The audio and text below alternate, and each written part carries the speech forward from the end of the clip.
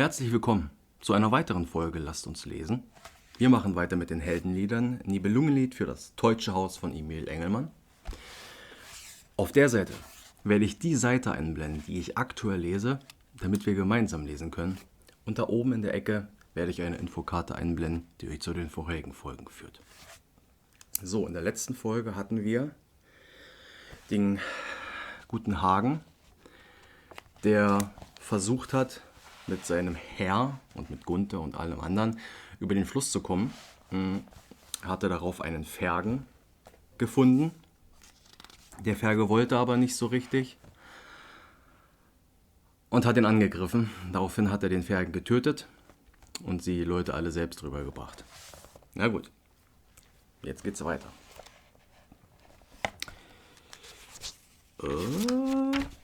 So. 26. Abenteuer. Wie Dankwart Gelfraten schlug. Die Rosse standen harrend, die Säumer auch zur Fahrt. Sie blieben seither alle vor Schaden wohl bewahrt. Nur der Kaplan des Königs, der musste zu dem Rhein zurück zu Fuße wandern, ganz einsam und allein. Als sie nun weiter wollten, hinweg vom Donaustrand, da fragte König Gunther, wer soll uns durch das Land die rechte Wege weisen, dass wir nicht irre gehen? Da sprach der kühne Hagen, durch Volker soll's geschehen. Er war auf diesen Straßen schon oft der Recke her. Die Wege und die Stege, die kennt am besten er. Der schnelle Fiedelspieler den Helm da überband, im lichten Farben strahlte sein prächtig Streitgewand. Am Schafte ließ er flattern ein Banner, das war rot. Bald kam er mit dem Fürsten im ernste Kampfesnot. Herr Gelfrat hat vernommen, des Fergen Tod am Strand, und auch der starke Elfe, dem wurde es bekannt. Da sammelten denn sie zornig ein ungefüges Heer, wohl 700 Recken, vielleicht auch 50 mehr.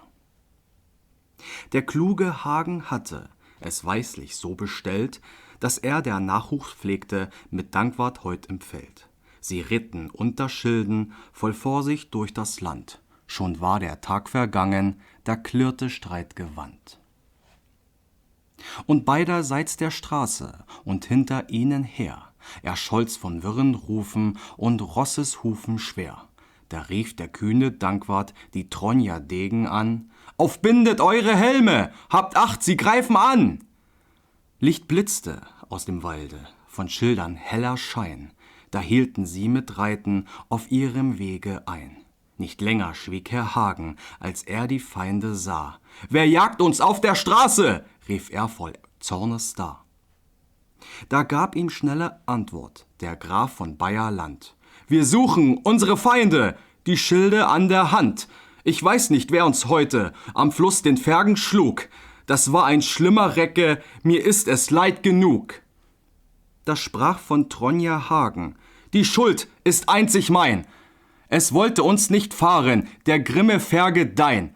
Da schlug ich ihn im Schiffe, fürwahr, es tat mir Not, sonst leg von seinen Händen am Strand ich selber tot.« »Ich weiß es wohl«, sprach Gelfrat, »wen mir im Herge leid. Vorüber zieht Herr Gunther, geschieht uns Not und Leid. Von Hagens Übermute, doch soll's ihm nicht gedeihen.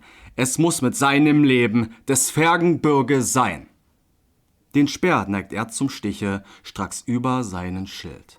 Da tat das gleiche Hagen, zu der Jost gewillt. Auch Dankwart und Herr Elfe, die waren stoßbereit, da ritten sie zusammen zu grimmen Speeresstreit. Wohl nie versuchten Helden im Kampf besser zu sich, von seinem Rosses Rücken Herr Hagen niederwich. Durch einen Stoß geschah es von Gelfrats starker Hand, der Brustriem war geborsten, so ward ihm Fall bekannt. Mit lauter Stimme rief er da seinem Bruder zu: »O hilf mir, lieber Dankwart, aus meinen Nöten du, sonst lässt mich nicht am Leben der grimmige Gesell.« Da rief der kühne Dankwart: »Ich bring's zu Ende schnell!« Er sprang Herrn Gelfrat näher und schlug ihm einen Schlag, davon der wilde Recke ihm tot zu Füßen lag. Herr Else wurde ihn rächen, doch ward er selber wund und 80 seiner Degen, die sanken mit zur Stund. Da wandte sich Herr Else, mit seiner Schar zu fliehen. Herr Dankwart riet den Seinen, lasst sie nur immer ziehen. Die kommen nimmer wieder, sie sind von Blute nass. Wir müssen zu den Freunden, in Treuen rat ich das. Ein wenig aus den Wolken das Licht des Mondes brach. Niemand braucht zu berichten, jetzt so Herr Hagen sprach, an meine liebe Herrin, was wir all hier getan. Es soll bis an den Morgen kein Sorgen ihnen nahen. Vor niemand ward's verraten, dass sie von Blute rot, bis dass die Morgensonne ihr helles Scheinen bot. Hoch über Wald und Berge, als Gunther es ersah, dass sie gestritten hatten, fast grollend sprach er da. Wieso, sagt an, Freund Hagen, verschmähet ihr denn das, dass wir dabei auch stehen, wenn euch die Ringe nass von rotem Blute werden? Wer hat euch das getan? Da sprach er, Else tat es, der fiel uns grimmig an. Doch standen wir ihm wacker, Herr Gelfrat, der liegt tot. Wir wollten euch nicht nächtens erschrecken ohne Not. Nicht kann ich euch vermelden, woras die Herrscher fand. Doch bald ward es in Passau dem Bischofssitz bekannt. Der edlen Ute Söhne, die waren auf der Fahrt, da wurde von Herrn Pilgrim dem Bischof nichts gespart. Er war der Fürsten Oheim und trug gar frohen Mut, als er die Helden schaute von seinem Stamm und Blut. Sie mussten bei ihm bleiben und rasten einen Tag und auch die nächste Nacht noch gar gut man sie verpflag. Doch durften sie nicht weilen, sie mussten weiterziehen. Bald kamen sie zum Lande Herrn Rüde Gerens hin. Der wohnte an der Straße und war der beste Wirt, der je durch Treu und Güte gastfrei ein Haus geziert. So wie die lichte Maie das Gras mit Blumen streut. Als der die mehr vernommen, da war er hoch erfreut. Er sprang von seinem Sitze in hohem Saal empor. Es drang gar gute Kunde von Freunden mir ins Ohr, die bei dem Herberg suchten, das heiß ich wohl getan. Zu Ross, dass wir die Gäste, wie sich's gebührt, entfahren.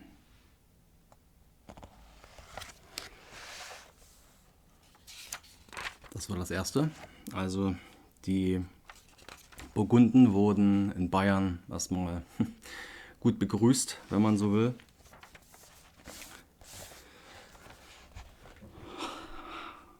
Und es geht doch gleich weiter. 27. Abenteuer. Wie die Burgunden nach Bechelaren kamen. Es eilten zu den Rossen, da Ritters, Manns und Knecht. Was Rüdiger geboten, das deuchte allen recht. Es ritten, ohne Säumen, in festlichem Gewand, von Gunthers her entgegen, die Degen über Land. Als nun der gute Markgraf die stolzen Gäste sah, begrüßte er sie herzlich und sprach in Freude da. Wie sehn in meinem Lande, allhier ich euch so gern. Willkommen, all ihr Fürsten und all ihr edlen Herren. Da dankten ihm die Recken in Treuen ohne Hass, dass sie willkommen waren, gar wohl bewies er das. Besonders grüßt er Hagen, der war ihm lang bekannt, und Volker auch der Spielmann aus dem Burgundenland. Drauf Dankwart auch der Kühne, der sprach zu ihm, verzeiht, wenn ihr uns hier verpfleget, wer ist denn noch bereit, für all unsere Mannen von Worms und überrhein? Da sprach der gute Markgraf, die Angst, die lasst nur sein. Spannt auf, ihr flinken Knechte, die Hütten auf dem Feld, was ihr all hier verlieret, dafür leist ich Entgelt. Die Zäume nehmt den Mähren und lasst sie grasen gehen. Des freuten sich die Knechte, so war noch nie geschehen. Auf ihrer Fahrt von Wirten, sie taten es sein Gebot. Sie merkten wohl, hier gab es noch mehr als trocknen Brot. Und auch die edlen Herren empfingen gut Gemach, die Burg von Bechelaren, die ist ein wirtlich Dach. Es nahte aus den Toren die edle Gotelind, mit ihrer jungen Tochter, der schönen Diete Lind, gefolgt von holden Frauen und mancher schmucken Maid, die trugen lichte Spangen und goldverziertes Kleid. Frau Gotelinde küßte die Fürsten alle drei, und gleich so tat die Tochter, Herr Hagen stand dabei, Der sollte auch sie küssen, scheuch blickte sie ihn an, er deuchte sie so furchtbar, gern hätt sie es nicht getan. Doch mußte sie's vollführen, nach Rüdigers Gebot. Da ward ihr holdes Antlitz bald bleich und wieder rot. Herrn Dankwart auch und Volker küsst sie den Fiedelmann, um seiner Kühnheit willen ward ihm die Ehr getan. Jung Geiselher den Fürsten aus dem Burgundenland nahm drauf die Maid die Holde errötend bei der Hand, und ihre Mutter führte Gernot den kühnen Mann, so gingen mit den Helden sie froh zur Burg hinan. Der Wirt schritt mit Herrn Gunthern in einen weiten Saal. Die Ritter und die Frauen, die setzten sich zum Mahl. Da schenkte man den Gästen den allerbesten Wein. Nie wahrlich mochten Helden so gut bewirtet sein. Als nun nach mancher Stunde zu Ende war das Mahl, da waren frohen Mutes die Herren in dem Saal. Und heitre Reden wurden und Sprüche nicht gespart. »O Markgraf, reicher Markgraf«, rief Volker, »sondre Art, seid ihr von allen andern, Gott hat an euch getan. Nach seiner höchsten Gnade, ihr durftet froh empfahen.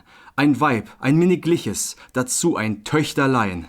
Wenn ich ein König wäre, mein müsst die Holde sein. Sie ist von hoher Schöne und tugendlichem Mut.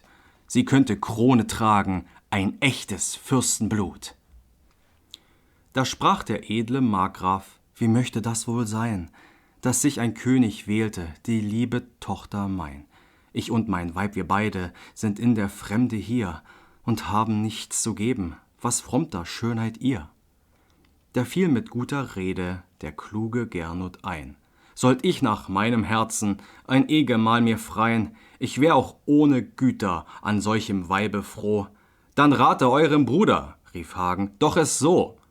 Es ist so hohes Stammes, das Kind von Rüdiger.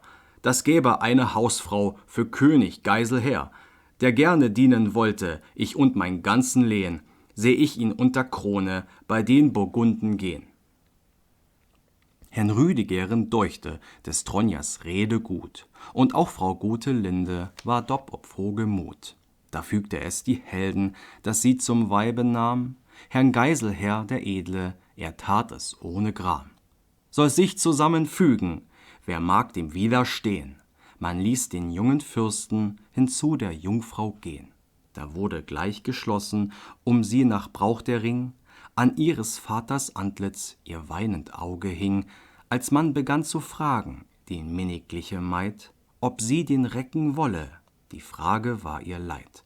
Sie weinte, wie schon manche vor ihr aus es getan, allein sie nahm doch gerne den heldenkühnen Mann. Des andern Tages wollten die Helden auf die Fahrt. Da sprach der edle Markgraf, das ist nicht Brauch und Art, allhier für gute Freunde, ich lass es nicht geschehen, so liebe Gäste habe ich lange nicht gesehen. Da sagte ihm Herr Dankwart, sagt an, wie kann das sein, woher nehmt ihr für alle, denn Fleisch und Brot und Wein? Es gibt gar schwere Zeche in der Burgunden Heer. Da lächelte der Markgraf, das macht mir kein Beschwer. Bleibt ihr zur Bechelaren, auch 14 Tage lang. Mir wird um Küch und Keller drob keine Stunde bang. Wie sehr sie es auch sich auch wehrten, er ließ sie nicht von dann, bis an den 4. Morgen behielt er Ross und Mann. Da wurde seiner Milde gepriesen weit und breit, denn allen gab den Scheiden, er da noch sprang und Kleid. So holden wird für Gäste, gibt es wohl nimmer mehr, allhier auf dieser Erden, als wie Herrn Rüdiger. Was jeden wünschen möchte, ward ihn zum Augen angebind. Herrn Geiselher dem Jungen gab er sein einzig Kind. Dietlind, die minnigliche, so hold erblühte Maid, Herr Gunther drauf dem König sein bestes Waffenkleid. Und Gernot, dem Kühnen, ein Schwert wohl scharf genug, das bald darauf in Stürmen der Degen herrlich trug. Gern gönnte ihm die Gabe Gotlind des Grafen Weib. Sie ahnte nicht, dass ihr Gatte da ob verlor den Leib. Sie bot auch Hagen Gabe nach seines Augs Begehr. Da sprach der Held von Tronje, mir wird die Wahl nicht schwer. Mich lüstet nicht nach Schwertern und köstlichem Gewand. Den Schild nun möchte ich haben, da droben an der Wand. Als Gottlind die Bitte des edlen Gasts vernahm, die an ihr Leib sie mahnte, das weinend fast ihr kam. Der Schild war's, dem Herrn Nudung ihr Sohn der einstens trug, den Wittige der Grimme im Kampfe je erschlug. Sie sprach mit trübem Mute, so nebt denn hin die Wehr. O wollte Gott im Himmel, dass noch am Leben wär, der einstens ihn getragen, er sank im Sturm und Not, für immer muß ich klagen um meines Sohnes Tod. Sie schritt von ihrem Sitze hinüber zu der Wand und nahm den Schild des Helden in ihrer weißen Hand herab und gab ihn Hagen, der konnte fröhlich sein, gar schwer war er von Golde und manchem edlen Stein. Nun trat mit seiner Geige der edle Fiedelmann, Herrn Volker, der viel schnelle, zu Gotelind heran. Er geigte süße Töne und sang gar manches Lied, mit Singen so und Klingen der frohe Spielmann schied. Der trübe Tagend dachte, nicht länger Gotelind, 12 Spangen schwer von Golde gab sie als Angebind, dem Helden von der Fiedel in seiner flinken Hand.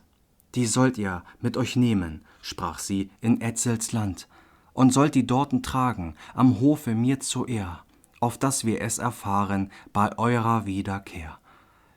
Wie frohe Sänger dienen, entzüchten edle Frauen, sie sprach's doch, ach Herr Volker, sollt nie sie's wieder schauen. Jetzt trat zu seinen Gästen der Wirt im Streit gewandt. Ich sorge, sprach er eifrig, dass ihr am Donaustrand in Sicherheit die Straßen hinzieht mit euren Bann. Drum werde ich euch geleiten, mit mir 500 Mann. Mit Küssen von den Seinen der gute Markgraf schied, Herr Geiselherr desgleichen, wie ihm die Liebe riet, war ja angetrauet, die Jungfrau tugendreich, die sollt ihm eigen werden, wenn er von Etzels Reich nach Bechelaren käme in froher Wiederkehr, doch kam der traute Buhle zu Dietlind nimmermehr. Manch Fenster ward geöffnet und weiten aufgetan, als all die kühnen Helden sich scharten auf den Plan. Mir deucht, die Herzen ahnten voraus das künft'ge Leid. Es weinten viele Frauen und manche holde Maid. Nach ihren lieben Freunden hinschauten sie zu Tal, die sie in Bechelaren heut sahen zum letzten Mal. Durch breite Wälder ritten die Herren am grünen Strand, der Donau ohne Sorgen hinein ins Heunenland. Gar bald vernahm von Etzel Frau Kriemhild da die Mär, dass ihrem Hofe nahe jetzt der Burgunden Herr. Nun kannst du ja empfangen, Kriemhilde, Fraue mein, sprach er, die stolzen Brüder und auch die Freunde dein. Wohl mir ob dieser Kunde, rief freudig Frau Kriemhild, Herr Gunther bringt und Hagen gar manchen neuen Schild und Panzer schimmernd helle und lichtes Streitgewand, die können rot sich färben bei uns im Heunenland. Ja, die gute Kriemhild, die denkt immer nur noch ans eine. Ja, kleine Zusammenfassung. Die Burgunden, erst gehen sie über den Fluss rüber, schaffen es gerade so mit viel hin und her. Und dann direkt kaum sind sie drüben, werden sie im Bayerland angegriffen von den Gelfraten. Und jetzt, nachdem sie so geschelten wurden, werden sie von Rüdiger fürstlich entgegengenommen, werden gefüttert, werden ausgerüstet und allem drum und dran. Sogar ihre einzige Tochter geben sie ihnen. Es ist schon sehr großzügig, der werte Herr. Naja, und dementsprechend geht es jetzt dann weiter. Mal sehen, wie es dann abgeht bei Kriemhild. Wir machen Schluss für heute und dann sehen wir uns wieder bei der nächsten Folge. Bye. Korrekt. Lasst uns lesen. Bis zum nächsten Mal. Macht's gut. Tschüssi.